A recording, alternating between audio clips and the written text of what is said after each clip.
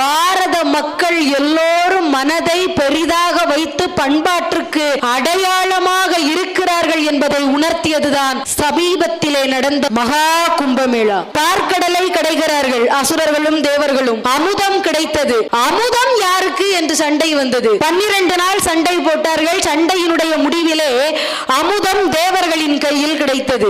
எதர்ச்சையாக அதிலிருந்து 4 துளி அமிர்தம் பாரதத்திலே 4 இடங்களிலே தெளிக்கப்பட்டது.